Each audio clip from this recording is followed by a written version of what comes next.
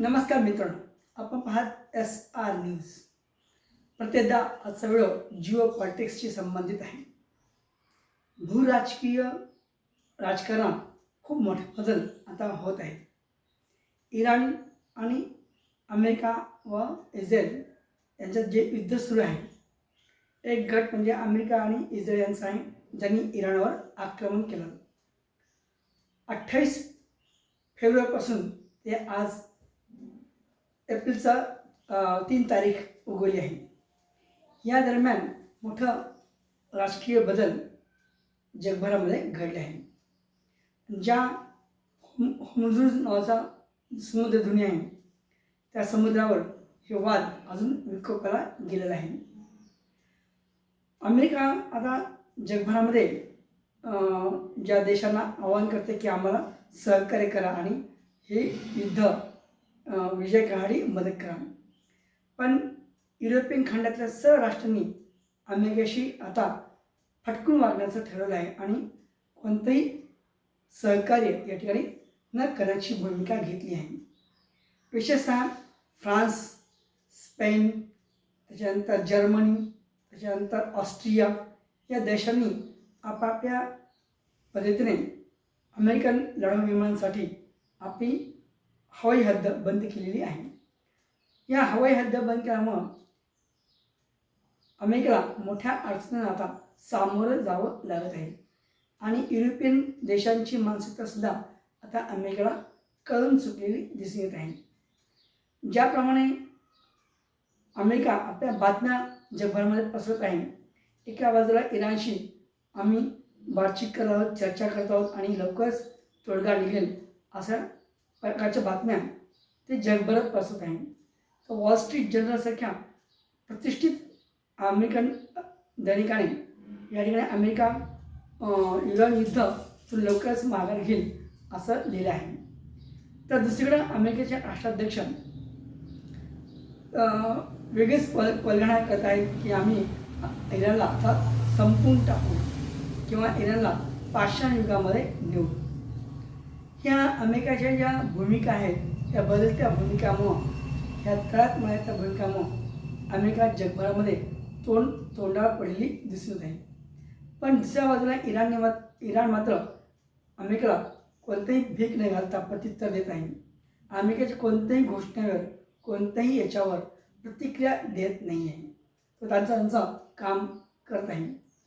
अमेरिकेच्या या भूमिकेमुळं जगभरामध्ये अमेरिकेचं हसू होत आहे आणि या भूमिकेमुळं युरोप खंडातले जे राष्ट्र, त्यांचे मित्रराष्ट्र आहेत, ते यापासून लांब दूर गेलेले आहेत.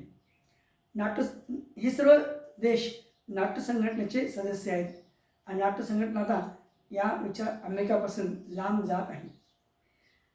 इस्रायलने मात्र कोणतेही स्टेटमेंट न देता किंवा कोणतंही वक्तव्य न करता या ठिकाणी आपली लष्करी कारवाई सुरू ठेवली आहे आणि कोणतंही आश्वासन जगाला त्यांनी दिलेलं नाही आहे. पण ह्या इस्रायल आणि अमेरिकेच्या या खेळीमुळं जग आता वेठीला धरलं गेलेलं दिसून येत आहे आणि अमेरिका या ठिकाणी काय भूमिका नेमकी घेणार आहे हे समजत नसल्यामुळं हे युद्ध अजून लांबत आहे. अनेक वृत्तपत्र, अनेक जगभरातल्या इलेक्ट्रॉनिक्स माध्यमं, वृत्तपत्र माध्यमं किंवा सोशल मीडिया यावर हे अणुयुद्ध होईल असं बोललं जात आहे. पण असं कोणतेही अणुयुद्ध हे खेळलं जाण्याची शक्यता खूप कमी आहे.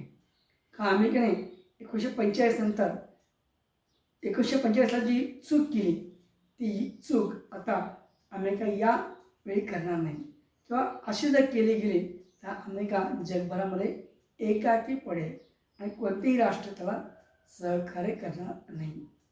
त्यामुळं अणुयुद्ध हे जे आहे, असं कोणतेही अणुयुद्ध जगभरामध्ये घडणार नाही.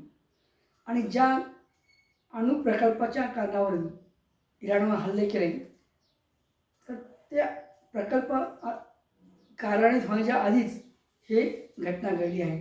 पण याच दरम्यान जगभरामध्ये काही देशांनी, जसे की उत्तर कोरियासुद्धा आपल्या अण्वस्त्र सज्जता केलेली आहे किंवा अणुचाचण्या केलेल्या आहेत.